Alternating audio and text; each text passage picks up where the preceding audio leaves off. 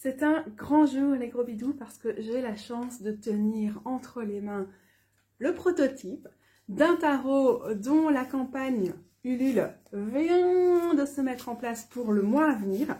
Et du coup, je peux vous présenter en exclusivité un tarot qu'en plus j'ai vu dans sa phase de développement. Et donc, j'ai un lien affectif d'autant plus fort avec lui. Et ça s'appelle le tarot souverain nœud, avec une écriture inclusive. Il est créé par Emmanuel Fontaine. Il est résolument écoféministe, non-binaire. Et je pense qu'Emmanuel utilise un troisième adjectif dans sa communication pour en parler. Et la souveraineté alimentaire de la Terre au soi et au centre de sa perspective. C'est pas forcément ma démarche, c'est pas ma perspective, donc c'est pas moi qui vais pouvoir vous en parler au mieux. Donc vraiment, allez voir la campagne Ulule, même mettez sur pause maintenant pour aller voir ce qu'Emmanuel dit de son tarot, parce que c'est quand même ça qui est primordial ici. Moi, ce que je vais vous en donner, c'est mes premières impressions avant même d'avoir lu le livret. En réalité, c'est vrai que j'en sais déjà un peu sur ce tarot, puisque je l'ai un peu vu évoluer, Emmanuel étant une personne que je connais un peu, et donc j'ai pu voir l'évolution. Donc je vais essayer d'en parler comme ça, avec mes mots, avec ma perception. C'est pas du tout la note d'intention, la démarche artistique de l'artiste ou quoi que ce soit. Ça, je vous conseille vraiment d'aller voir. Quand je dis que j'ai entre les mains un prototype, c'est parce qu'il y a une campagne de récolte de fonds qui est en cours maintenant, et du coup les exemplaires de tarot définitifs n'ont pas encore été commandés. Donc le tarot que j'ai ici, Emmanuel me l'a prêté pour le week-end, à ma demande, parce que j'ai eu envie de faire mon influenceuse et de vous en parler, de donner mon modeste coup de pouce à cette campagne de récolte de fonds. Ça, a priori, au niveau de la qualité des cartes, donc quand je vous en parlerai plus tard, vous le saurez, c'est ce à quoi il faut s'attendre dans la version que vous allez commander. Par contre, le livret n'est pas le livret dans sa version définitive, donc il ne va pas forcément ressembler à ça, ni comme ça, et je n'ai pas reçu la boîte. Donc, comme ça, vous avez les aspects techniques et vous savez ce dont je vais parler pour cette version prototype que j'ai entre les mains. Aussi, il faut savoir que c'est un tarot qui a été fait en linogravure à la base. Waouh, genre le projet, quoi. Donc ça, c'est la carte 21, la Terre en lieu et place du monde. Et là, Emmanuel m'a donné une version originale avec donc l'effet des couleurs de l'impression par linogravure et tout. Je vous conseille très très fortement de visiter la page qui s'appelle, je pense, Alimentation Consciente ou Alimentation Conscience d'Emmanuel Fontaine, où on voit quel était son processus de création des cartes. C'est quand même vraiment très intéressant à voir. Donc on a là un effet de couleur, de côté brut de la linogravure et tout ça qu'on va pas forcément retrouver dans la version imprimée, parce qu'il y avait enfin, il faut répondre à certaines exigences, disons, d'impression. Ceci dit, ce qui est super intéressant, c'est que c'est imprimé près de chez nous, ici à Bruxelles. C'est pris en charge par une entreprise locale. Donc, Emmanuel peut vraiment, de bout en bout, voir comment se passe la production de ce tarot. C'est quand même un gage de confiance. Trêve de blabla, je vais vous montrer le tarot dans l'ordre dans lequel je l'ai reçu, un peu dans le désordre pour vous en parler de façon générale. Et puis par la suite, je vais certainement organiser un petit walkthrough, donc une présentation carte par carte très rapide, mais pour que vous ayez quand même une idée de tout ce qui est dans ce tarot, si jamais c'est ce qui vous intéresse et si vous pensez à l'acheter. Si jamais vous ne voulez pas être spoiler, vous aurez la possibilité de voir le séquençage de la vidéo et de passer cette partie-là. C'est jamais très facile pour moi de savoir comment gérer mon cadre quand je suis en mode trépied comme ça, donc j'espère que ça va fonctionner. Alors, je vais pas tout vous raconter, vraiment pas, je crois que ce serait un peu redondant par rapport à ce que vous allez trouver sur la campagne.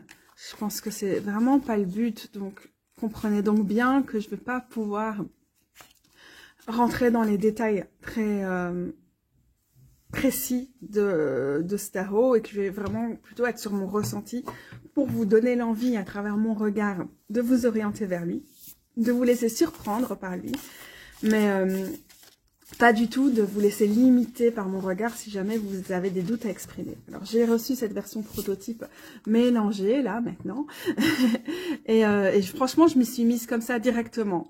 J'ai fait mon petit tirage du jour, je lui ai posé des questions un peu important pour moi, du genre, ok, comment je peux faire pour que ma vidéo se passe bien, même juste au niveau de la décoration et de où je vais la faire, quoi. Et il m'a bien répondu. Ah ben moi j'aime bien les tarots qui me répondent bien sur des questions comme ça qui sont un peu, qui sont peut-être un petit peu basiques, mais qui ne le sont pas pour moi. Donc ça c'est une première grande surprise, c'est son efficacité en quelque sorte. Alors vous voyez ici, je vais mettre mieux dans le cadre, que on a des suites du tarot qui sont exprimées. Ouais, certaines cartes des arcanes majeures ont été renommées, on l'a vu ici avec la Terre à la place du monde, certaines ne l'ont pas été. Et pour le reste, on a l'eau pour les coupes, l'air pour les épées, le feu pour les bâtons et la terre pour les pentacles ou les disques. Donc là, on est vraiment très traditionnel puisqu'on a gardé pour le nom des suites le nom des éléments qu'elles représentent de toute façon. Et les arcanes majeures sont aussi appelées les terres comme on fait dans certaines traditions. Vous avez vu que les arcanes mineurs après sont numérotés assez traditionnellement. Je vais vous chercher juste ici pour qu'on voit ça ensemble. On a vu ici, dans les personnages de la cour, les figures, comme je préfère les appeler. L'adulte, le rebelle, la rebelle, l'enfant, et enfin, sage. J'imagine que du coup, ça va dans ce sens-ci. Enfant pour page, rebelle pour le... Donc, page ou valet, cavalier, cavalière, chevalier, chevaleresse, adulte pour roi, reine, pour reine, pardon, et sage pour roi. Mais on va checker ça ensemble ici. Donc voilà où Emmanuel nous dit que les 4 étapes de complétude d'un apprentissage représentent l'enfant, la rebelle, l'adulte et la sage. Vous constatez directement que les pronoms, les déterminants, tout ça est non binaire dans le livret avec la version de l'écriture inclusive qui intéresse le créatrice. Et on a du coup cet effet ici sur le N et le E de souverain nœud pour noter l'inclusivité plutôt que le point. Je précise, ça peut être pas forcément le plus lisible pour certaines personnes qui ont éventuellement de la dyslexie. Et je vais vous lire peut-être des extraits de la note de l'archiviste. Donc c'est quelqu'un qui a réalisé hyper vite ce tarot, c'est assez incroyable. Donc on a le sujet de l'alimentation et de la souveraineté alimentaire qui ne l'ont pas quitté. La personne revient beaucoup sur son parcours et comment elle se situe, tout ça. Il n'y a pas de règle pour l'utiliser et ça je trouve que c'est intéressant. Alors on a tous les mots-clés, les symboles et tout ça qui sont repris. Mais je trouve que c'est vraiment assez intéressant que cette configuration nous permet assez facilement de le lire si on n'a pas du tout l'habitude de tarot et de pas forcément le lire comme un tarot, le lire aussi comme un oracle. Est-ce que c'est vraiment un tarot de base qu'après vous allez pouvoir calquer sur plein d'autres types de tarots si vous voulez débuter avec lui? Peut-être pas, peut-être que oui, mais il est quand même assez innovant, hein, comme on peut voir sur tout ce qui a été renommé ici dans les arcanes majeures avec le diable qui est tentatrice, le cycle pour la roue de fortune, etc. Mais bon, ceci dit, il n'y a pas de mauvais point de départ, je trouve, pour apprendre le tarot. C'est pas du tout un problème d'apprendre le tarot avec un tarot qui s'éloigne un peu de la structure conventionnelle. Donc pour moi, c'est tout à fait jouable. Alors, je suis désolée, la rallonge de ma table fait un bruit pas possible. Alors comment je me positionne par rapport au sujet? C'est que moi, l'écoféminisme n'est pas forcément le pan du féminisme par lequel je me définis le plus par défaut. Donc voilà, il y a quelque chose qui tourne pas mal autour de l'alimentation, qui va peut-être être un peu moins mon domaine, parce qu'avec ma maladie chronique, c'est vachement compliqué pour moi de cuisiner, je fatigue très vite, et du coup, comme j'ai mes problèmes de proprioception, je vais être extrêmement maladroite, je suis assez dangereuse. Mais j'ai la chance d'avoir une amoureuse épouse qui fait divinement bien la bouffe en ce moment, elle expérimente plein de choses dans la bouffe végétarienne, et je me régale. Mais c'est vrai que du coup, à ce côté-là, je ne fais pas non plus de la permaculture ni rien, hein, comme vous savez déjà. Je suis issue d'une famille où on est dans l'agriculture de base plutôt conventionnelle, mais assez intensive, même si il y a des personnes qui font du bio.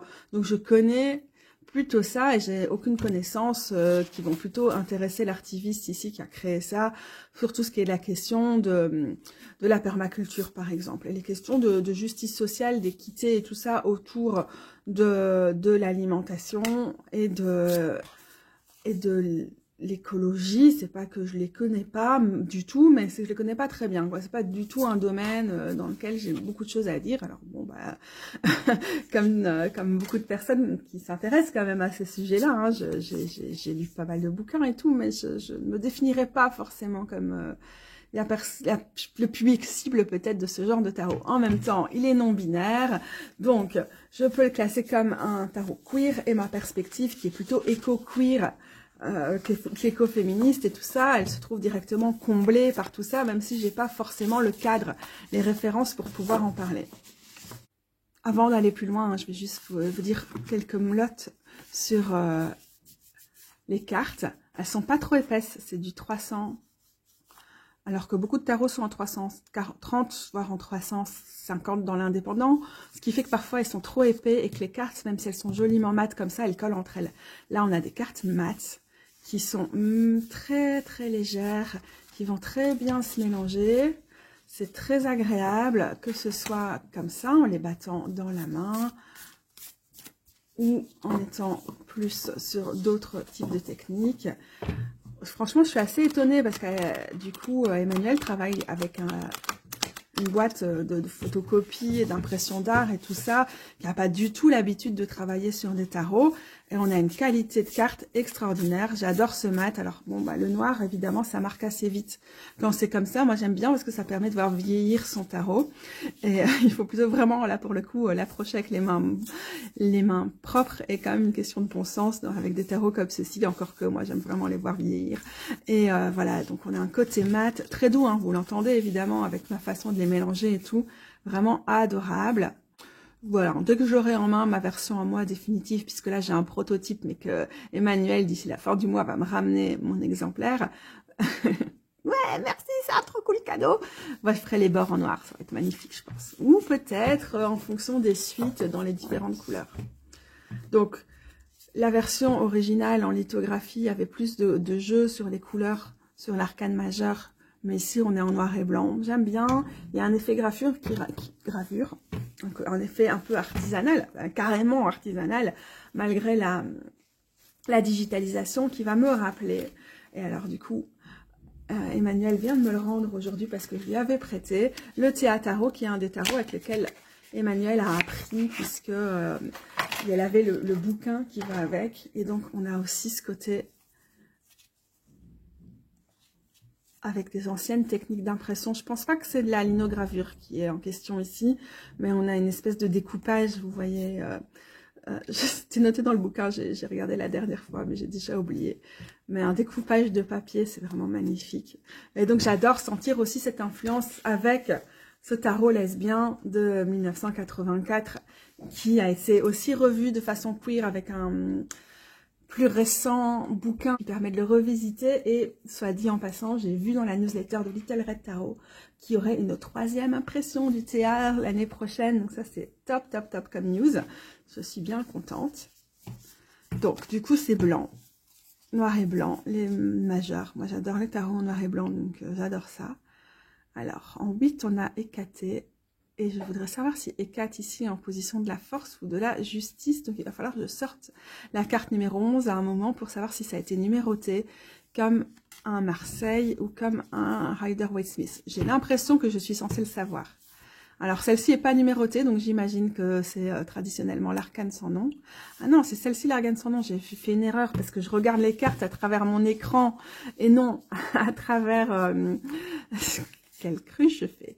Je regarde les cartes à travers l'écran et pas à côté parce que je vais être sûre que je suis dans le cadre. Du coup, j'ai cru que c'était un V parce que là, pour le coup, j'ai fait preuve d'inattention dans la lecture. Donc, c'est la carte 13. Celle-ci, c'est donc la mort qui est représentée par Hécaté, qui parmi ses multiples attributs était aussi une déesse de la mort.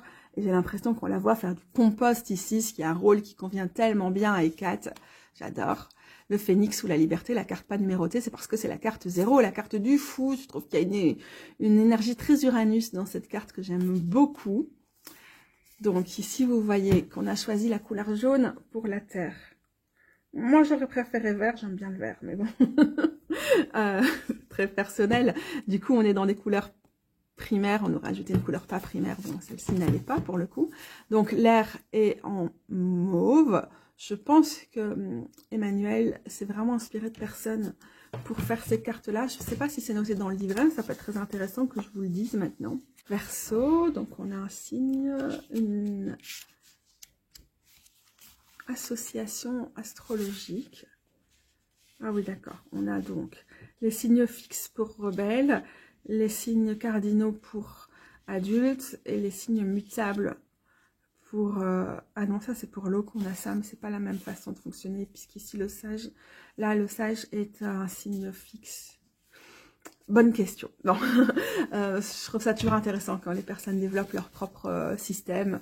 Et moi-même, je bricole avec mes systèmes d'assignation des figures à des signes zodiacaux. Donc, ça me convient très très bien. Et donc, on ne nous dit pas forcément ici qui est la personne qui est dessus. Je pense avoir lu sur sa campagne qu'Emmanuel envisageait éventuellement de développer un livre plus complexe, plus complet. Donc, le bleu pour l'eau, évidemment.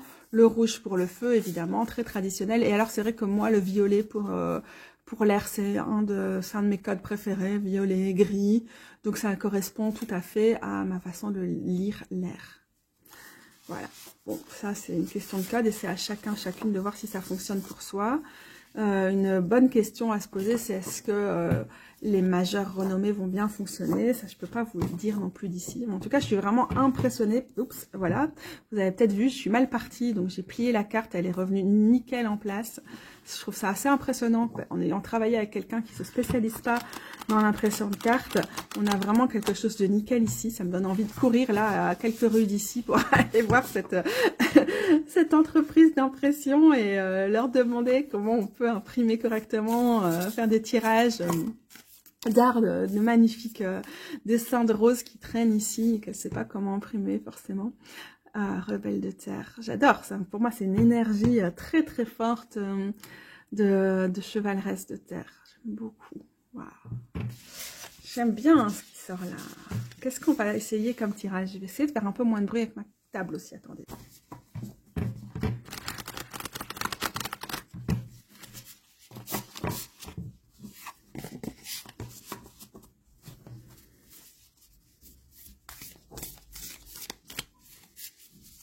Et ça se mélange comme un charme. Je n'ai même pas encore rangé dans l'ordre. Bizarre, hein? Bon, moi, j'aime bien les déranger, les jeux qu'on les reçoit. Et puis les ranger pour comme les réactiver à partir de zéro. Bon, ce ne sera pas ma version du jeu, celle-là, c'est le prototype. Mais bon, j'aimerais bien faire ça pour le walkthrough. Mais du coup, j'ai envie de tirer une petite carte d'abord qui va être... on va personnaliser le jeu pour ce tirage et on va lui demander... juste ce qu'il peut nous dire pour... Bon, déjà, on va garder la carte sauteuse. Pour se présenter. Et aussi pour nous encourager peut-être à soutenir la campagne de Emmanuel Fontaine avec lui. Ok, d'accord.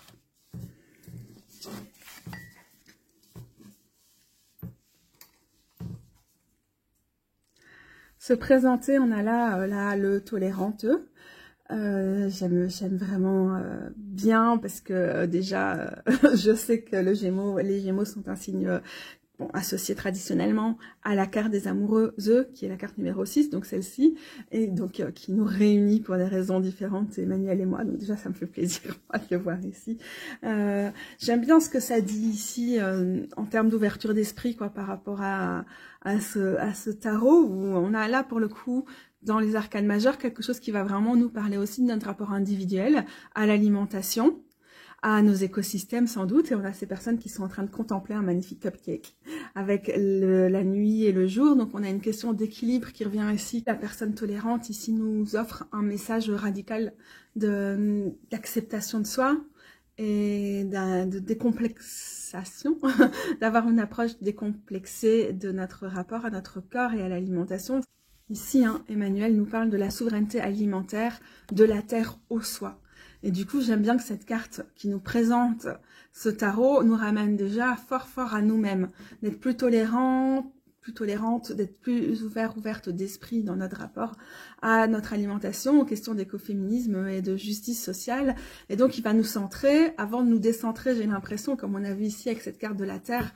Et donc, on est dans ce mouvement sans cesse entre soi et notre place dans les écosystèmes. Et donc, il va nous permettre de travailler avec nous-mêmes, d'être assez introspectif et tout, de nous connecter à notre intuition, comme le dit Emmanuel, mais aussi certainement de travailler quoi, ce rapport entre nous et nos écosystèmes et la Terre. J'aime bien que l'enfant de feu est sorti ici parce que pour moi c'est déjà le côté très badass de ce tarot qui ressort, le côté artiviste revendiqué de ce tarot qui sort ici. Et je trouve ça génial avec le kickboxing baby, ce masque, ce côté effronté, ce côté insolente, ce côté de refus d'être discipliné une enfant qu'on a ici, qui est vraiment extraordinaire et je trouve ça très porteur en fait comme perspective qui sort ici, alors qu'on a quelque chose de beaucoup plus posé, de beaucoup plus apaisé avec la tolérante, ici un message plutôt d'acceptation, de peut-être aussi d'aller vers ses propres choix, ses propres façons de voir les choses, son propre rapport à nos peurs. Et alors du coup, avec l'enfant de feu, là, on a quelque chose qui est tellement plus radical, artiviste, activiste, qui est aussi au cœur de ce tarot. Et le fait que les deux soient sortis, ça nous permet déjà de faire ces liens-là. Et dans l'encouragement qu'on avait ici pour le fait de nous encourager à soutenir cette campagne de récolte de fonds, je trouve ça vraiment formidable d'avoir l'as de terre où on a la carte des commencements, évidemment, mais de planter quelque chose, de planter des graines. On a aussi une espèce de pollinisation croisée qui nous est permis avec le fait qu'on a un animal de type abeille ou guêpe ici. Et donc, on a de la graine, donc de tout ce qu'on sème, mais aussi de la pérennité de ce qu'on sème. Et donc, de pas juste se contenter de semer avec une vision ultra court-termiste, mais de semer, par exemple, sans OGM ou sans produits phytosanitaires qui vont du coup pas permettre que les pollinisations se perpétuent et donc de pas être dans quelque chose de durable. Et donc j'aime ce qu'on a ici qui nous propose de soutenir ce tarot parce que déjà on s'engage dans une vision durable, dans un changement durable et qu'on initie aussi au moment même où on est dans quelque chose de durable, quelque chose de neuf, quelque chose qui est vraiment très ancré, qui nous va changer radicalement notre rapport et à nous-mêmes, à notre corps, à notre alimentation si c'est ça qu'on recherche, mais aussi possiblement aux formes de culture, aux façons d'être dans des écosystèmes, aux façons de peut-être justement ne pas cultiver, mais d'être dans quelque chose de beaucoup plus proche d'un ensauvagement par rapport à notre contact à la nature, dans le sens un rewilding. Voilà, on a toutes ces questions-là, alors que là on est plus peut-être dans du reclaim, dans le fait de se réapproprier des choses. Alors les cartes des enfants sont vraiment fabuleuses. Avec ce jaune-là, et puis le choix de cet animal, c'est un félin, je ne sais pas forcément lequel, on va dire un tigre ou un lion. Je trouve qu'il y a une énergie très feu malgré tout dans les cartes de terre. C'est assez intéressant, on va peut-être creuser ça. Oui, je me suis contentée de prendre la carte qui était au sommet du jeu. Bon, maintenant qu'on a tiré tout ça, on va quand même aller voir ce qui est dit, faire un petit coup de sonde dans le bouquin pour voir ce qui est dit sur ces cartes-là précisément. Alors, les mots-clés pour l'enfant de feu, c'est vigueur, innovation, pur potentiel, passion, confiance, esprit de feu, impatience et optimisme.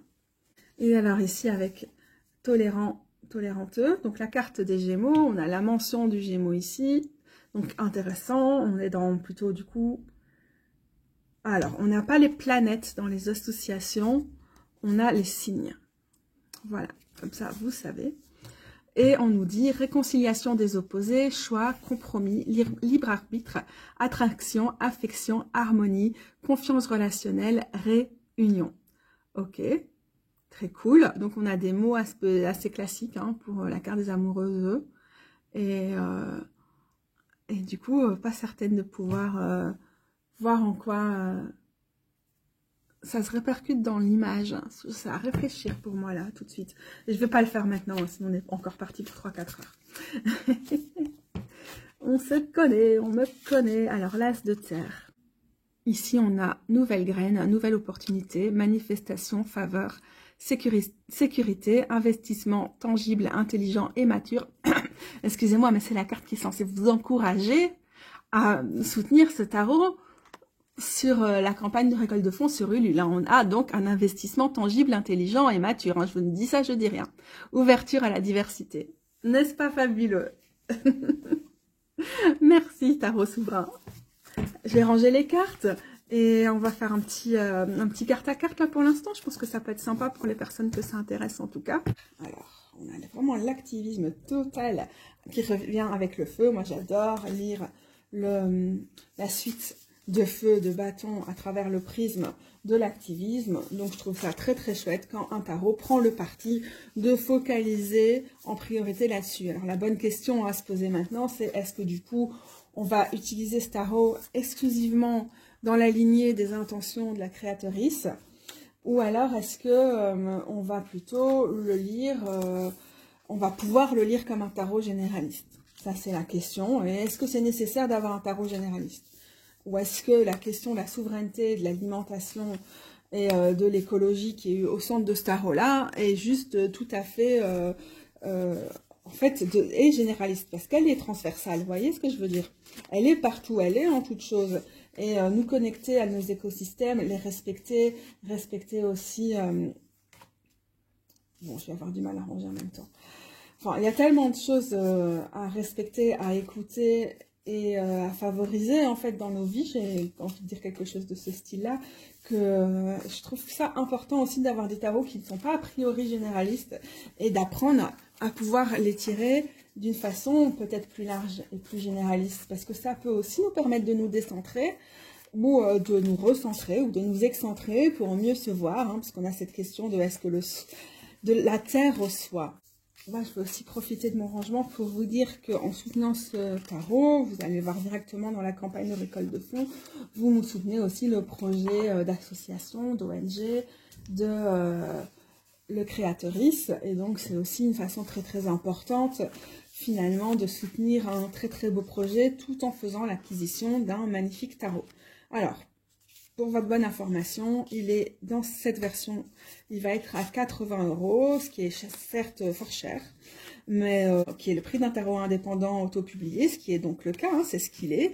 Donc c'est normal, on en trouve des moins chers, il est plutôt dans la gamme chère, mais du coup on soutient aussi un projet. On est dans une production complètement locale ici.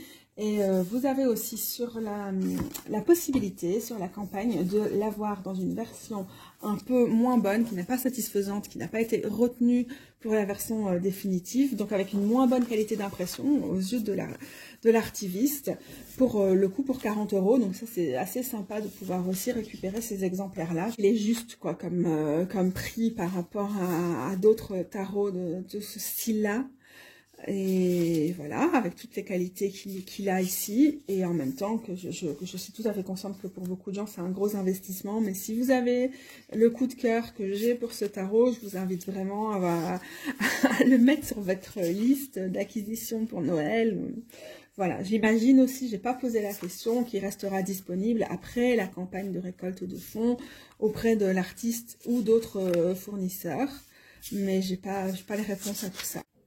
Voilà, c'est parti. Je dois dire que je me sens très très honorée de pouvoir vous présenter ce tarot qui est très très spécial et très magnifique. Avec le phénix liberté ici du fou. Désolée pour le cadre, hein, j'ai juste un trépied qui ne permet pas d'être juste au-dessus de mes cartes.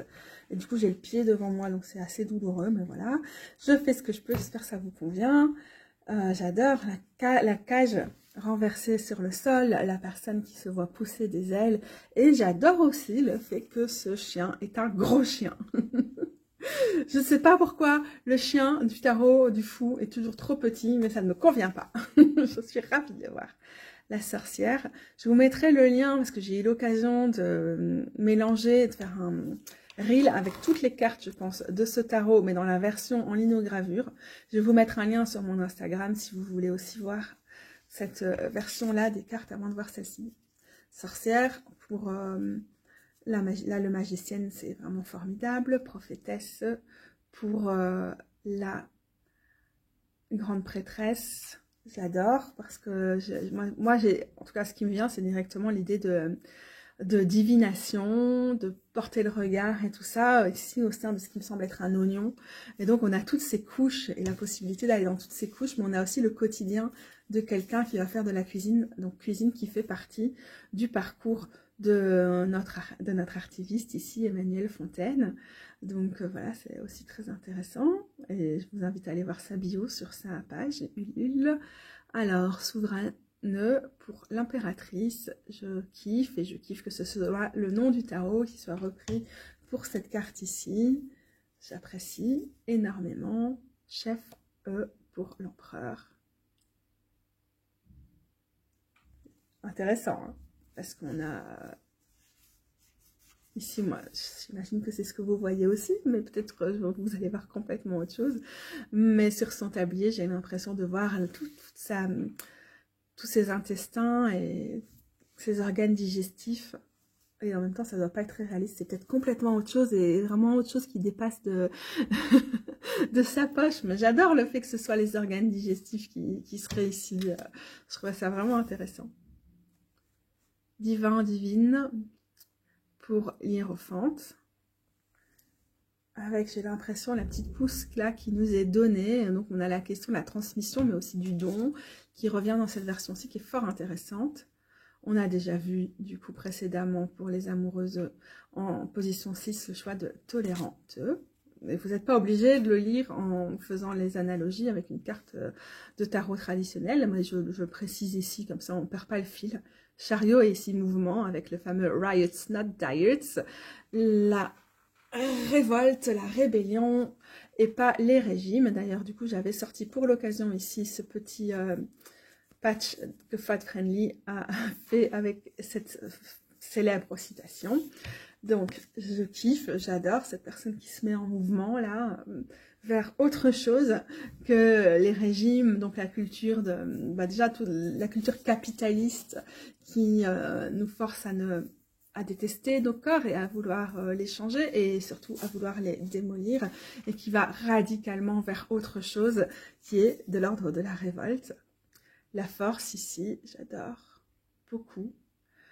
Alors j'aime bien le symbole du taureau hein, parce qu'on sait que dans beaucoup de religions, avant l'instauration des monothéismes, c'était vraiment une façon de représenter le divin dans toute sa splendeur, avec l'association à des dieux ou à des déesses vraiment fondamentales, qu'on pourrait qualifier de déesses mères par exemple, mais il y a d'autres choses. Et donc là, on revient aussi à quelque chose de... C'est ce divin rebelle, en fait, ou ces déités qui ont subsisté, que ce soit en nous ou à l'extérieur, mais plutôt en nous, avec la force qu'on est invité à retrouver ici. J'en sais rien, hein, ça c'est vraiment ce que moi j'y vois. Alors l'ermite est devenu philosophe, je kiffe. J'apprécie que les déterminants, les pronoms, je ne sais plus maintenant comment on dit en grammaire, n'ont pas été mis, donc ce qui nous permet d'éviter d'autant plus le côté genré au niveau des cartes. Cycle pour la roue de fortune. Là, pour le coup, cette fois-ci, c'est clair. On voit toute notre flore intestinale, tous ces champignons qui se développent, c'est super cool. Équitable, donc c'est la justice. J'aime beaucoup la flèche au lieu de l'épée, à la place de l'épée. Suspendu pour la carte du pendu et j'apprécie aussi le fait d'avoir quelqu'un qui est dans une méditation et de ne pas avoir forcément quelqu'un à l'envers et le mot suspendu est le mot que j'utilise régulièrement moi pour parler du pendu puisque je trouve que ça lui va très bien. Écaté pour la mort, on en a déjà parlé précédemment et donc je la kiffe hein, avec son compost là. Guérisseur pour la tempérance. Obviously, avec ce petit rituel autour de cette tasse. Donc, du coup, santé à vous, je vais en profiter. Diable. Tentatrice, avec la société de consommation qui nous emprisonne, le consumérisme qui nous emprisonne, j'imagine. Je suis certainement très réductrice en disant juste une phrase sur chaque carte.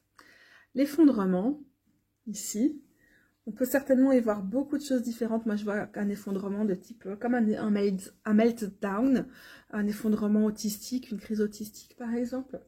Donc, vraiment, l'effondrement dans le sens d'une personne qui, à un moment, n'en peut plus et perd complètement pied. C'est très intéressant pour la tour. La tour nous fait souvent perdre pied pour mieux retrouver peut-être nos fondations, mais dans le moment même, on est juste dans la tragédie. Est-ce qu'on va vraiment les retrouver, nos fondations? On n'en sait rien, quoi.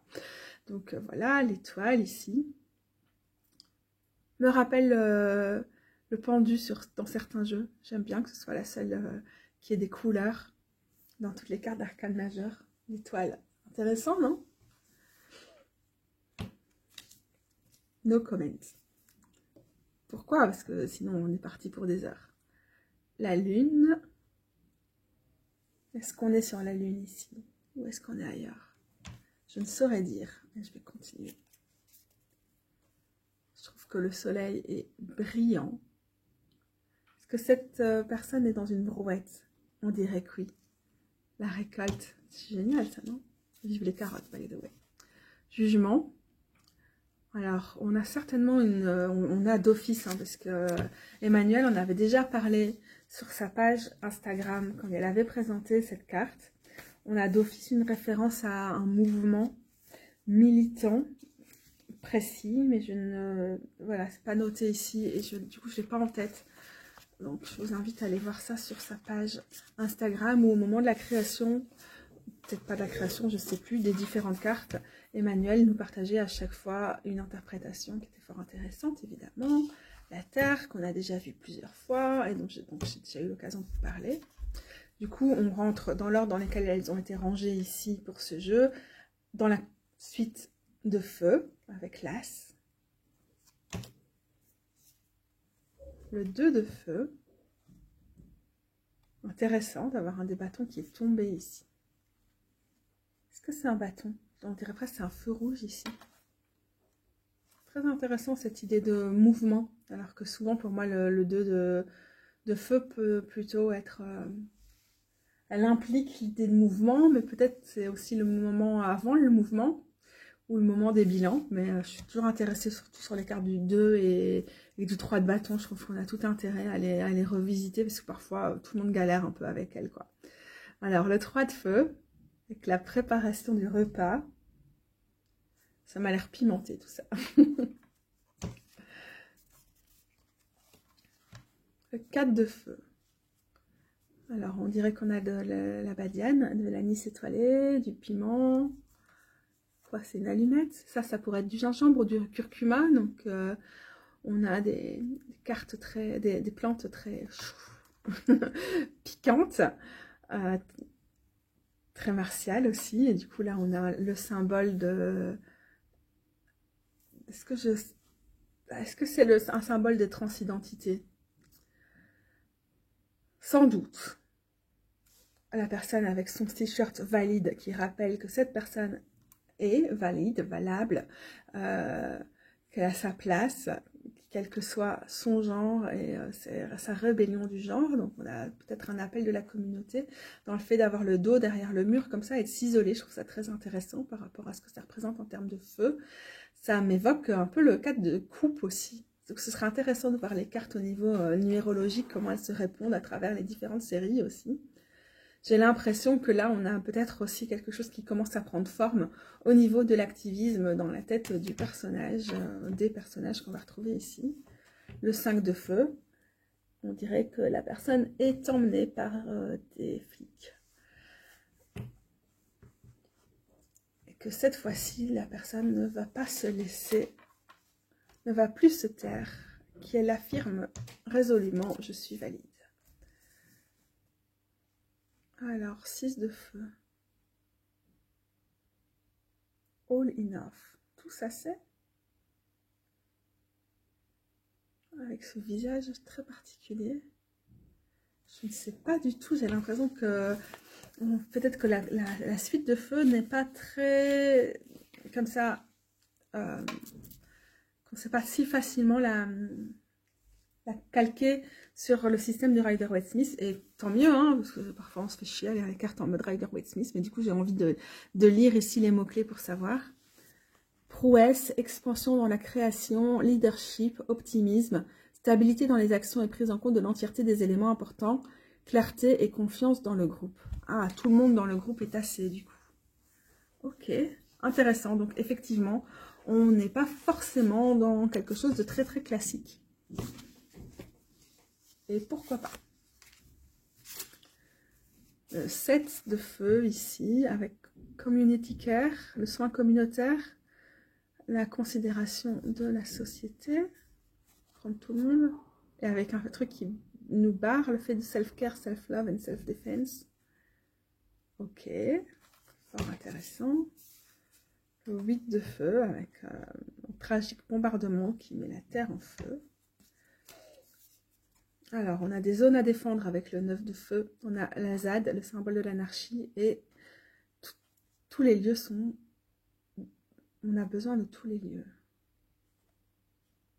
Là, on est vraiment dans la résistance, dans la persévérance, et quand on voit l'expression du visage, la patience est mise à bout avec le 9 de feu ici. Donc, ça peut tout à fait se lire d'une façon plus Rider-Waite-Smith, si c'est ce qui vous convient. Et là, on a le fait d'aller chercher de l'aide, ici, avec le 10 de feu. Un grand help. Ok. Ça est difficile, hein, cette carte. Qu'est-ce qu'on a comme mot-clé? Responsabilité, ambition, délégué. Lâcher prise, relâcher la pression, apprendre à demander de l'aide avant d'être submergé. Ah ouais. Effectivement. Parfois, on met l'accent sur le fait d'être submergé littéralement avec le 10 de feu, mais là, on a quand même cette perspective. On est dans le 10 et c'est aussi le début de quelque chose d'autre, d'un changement par rapport à la dynamique de la suite. Et du coup, on a cet appel à l'aide qui est là. Donc, enfant de feu, on avait déjà vu. Rebelle de feu. On ne tue jamais par amour. Waouh. Adulte de feu. Badass. Et du coup, ce symbole qu'on retrouve à différents endroits, ce serait du gingembre ou du curcuma, vous croyez? J'aime bien. Il y a de la chaleur. J'en ai le nez qui me brûle un peu, là. Et le piment qui revient ici. Ok, alors on aurait les différents stades. Le bâton. L'anis étoilé ici. Donc les différents stades de la suite qui sont repris ici, hein, comme on avait vu tout à l'heure qu'il y avait une évolution. Et on les voyait bien au début. Sur quelle carte en particulier? Ici sur le 4. Donc on voit les symboles qui reviennent. C'est peut-être noté dans le bouquin, je ne saurais pas vous dire parce que je ne l'ai pas particulièrement lu pour l'instant. Je ne l'ai pas lu du tout parce que j'ai parcouru avec vous. On arrive dans l'air comme un tourbillon. Le 2 d'air. Ça n'a pas marché là. Le 3 d'air. Pour l'instant, on était assez proche du Rider-Waite-Smith. Avec le 4 d'air aussi. Je ne sais pas ce qui est écrit. Le 5 d'air. Alors là. C'est très 5 d'air là. Pour le coup, pour moi, la suite d'air ici peut-être va moins me perturber, va moins m'amener à repenser le tarot et va vraiment me faire en sorte que je trouve mes repères avec le système du Rider-Waite-Smith. Donc peut-être moins me titiller, moins aller me chercher, moins me demander d'être inventif, quoique, il y aura toujours ça. Waouh, le 8 d'air est fort du coup. Voilà le 9. Et le 10 d'air. Waouh. Et forte aussi, hein, émotionnellement, c'est très chargé comme carte. L'enfant d'air, j'adore. Rebelle d'air. Ça, je me retrouve très fort dans les figures d'air là pour l'instant. L'adulte d'air. Et sage d'air. On va passer à la série suivante, qui est l'eau ou les coupes, avec ici l'as d'eau. le 2 d'eau,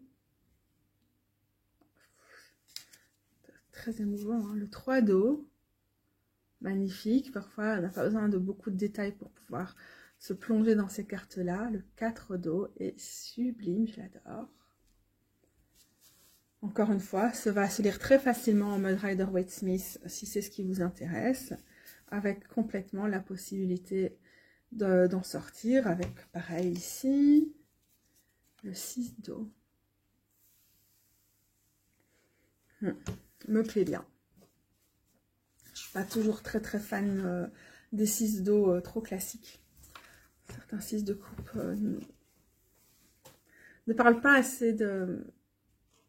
Bref, je ne vais pas rentrer dans les détails, sinon on va vraiment pas sortir d'auberge. Le 7 d'eau, le 8, sublime, le 9 est magnifique, le 10 est splendide. Oui, ok, je n'ai que des compliments à faire à ce tarot. L'enfant d'eau, un peu confrontant pour moi, parce que je ne suis pas forcément à l'aise avec les images de grossesse, mais voilà, chacun son truc, et voilà. Rebelle d'eau, adulte d'eau, le sage d'eau. Et on va passer à la dernière série avec la Terre. On a déjà eu l'occasion de voir et de revoir l'As de Terre. Voilà le 2 de Terre. La présence de l'eau est souvent représentée sur le 2 de Pentacle, donc pas très étonnant. Le 3 de Terre. Le 4, avec un distributeur, on dirait, qui est fermé. Ça pourrait être un distributeur alimentaire, tout comme ça pourrait être une porte. C'est intéressant aussi quand on a plusieurs façons de le voir. Le 5 de Terre, évidemment. Difficile. Là, pour le coup, ça doit bel et bien être un distributeur. Ou un trieur? Non, peut-être pas. J'adore. C'est un distributeur, hein, parce qu'on est dans le 6 de Terre. Le 7 de Terre. Est-ce que ces carottes sont bonnes à récolter? Yes or no. Le 8 de Terre.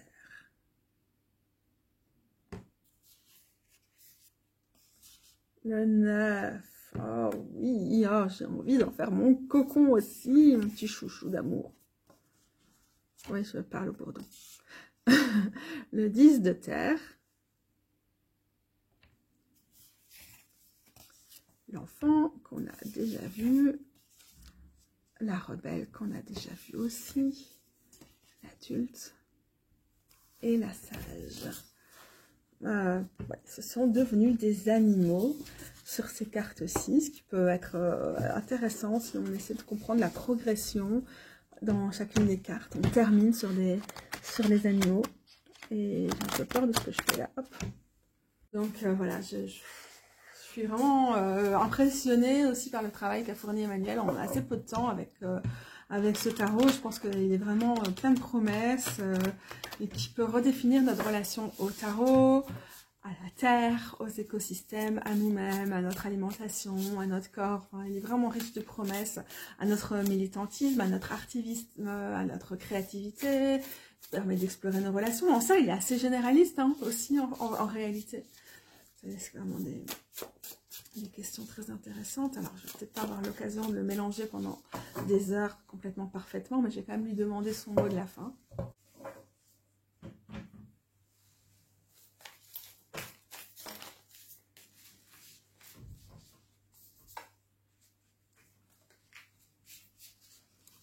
Wow. Le mot de la fin est la tentatrice. Intéressant.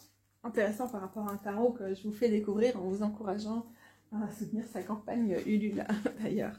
On va aller voir les mots-clés hein, du coup pour cette carte. Capricorne, déviance du système, mise en exergue des incohérences liées à la binarité, sexualisation, rapport de pouvoir, possession, dépendance financière ou affective, désir et hédonisme des puissants sans rétrocontrôle de l'impact sur le reste du monde, penchant de l'ego. trouve que c'est vraiment une promesse aussi de la part de ce tarot de nous permettre d'explorer, de mieux comprendre, de mieux remettre en question et se remettre en question et remettre aussi les fonctionnements oppressifs en question. Donc je trouve ça assez intéressant. Si telle est la tentation, si la tentation c'est de mieux analyser, de mieux comprendre pour mieux résister, alors pour le coup là, il faut y céder je crois. C'est une super bonne invitation. Les lumières LED, c'est quand même l'enfer sur Terre. Les gros bidous, j'ai oublié de vous dire un truc. Il me semblait bien que je ne vais pas arrêter ma vidéo, qui s'était remise en ordre toute seule. Je suis fatiguée, mais j'ai juste un truc à dire, parce que c'est vraiment important. En fait, j'ai oublié son nom. Manu va nous faire... Emmanuel va nous faire l'honneur de revenir sur ma chaîne plus tard dans le mois, en fin de campagne probablement, pour venir déjà me donner mon exemplaire du tarot, trop cool, merci. Et du coup, on va être dans ma série Babelon Tarot, on va babeler tranquille à la bruxellaire, même si, je devrais peut-être pas le dire, mais cette personne ne vient pas de Bruxelles, mais l'adaptation est nickel, donc je pense qu'on va bruxeller et babeler de ouf. Et je viens pas de Bruxelles non plus, hein, vous le savez déjà. Et donc, ça va être super chouette. Emmanuel va nous présenter son tarot, nous en parler elle-même. Et puis, ça va être génial. On va parler de plein de trucs liés au tarot et à d'autres choses.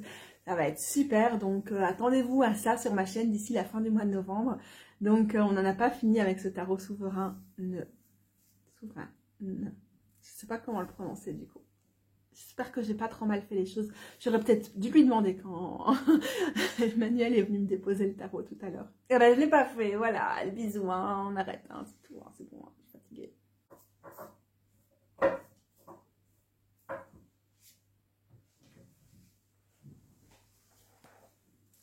J'ai tiré une petite carte de bilan pour moi-même et j'ai là le divine. Hiérophante, quoi. Ah bah ça me fait plaisir, je clôture bien, j'aime bien le message de clôture de ce tarot, il me plaît bien.